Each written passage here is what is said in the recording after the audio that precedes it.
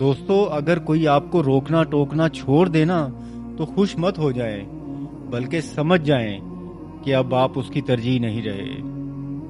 जो आपसे सच्ची मोहब्बत करता है ना, वो सिर्फ साथ नहीं देता, बल्कि वो आपको हमेशा बेहतर देखना चाहता है।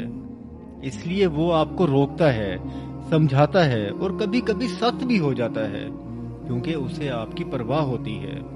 और जिस दिन वो नसीहत करना छोड़ दे, वो दिन खतरनाक होता है, क्योंकि अब उसे फर्क नहीं पड़ता कि आप संवर रहे हो या बिगड़ रहे हो।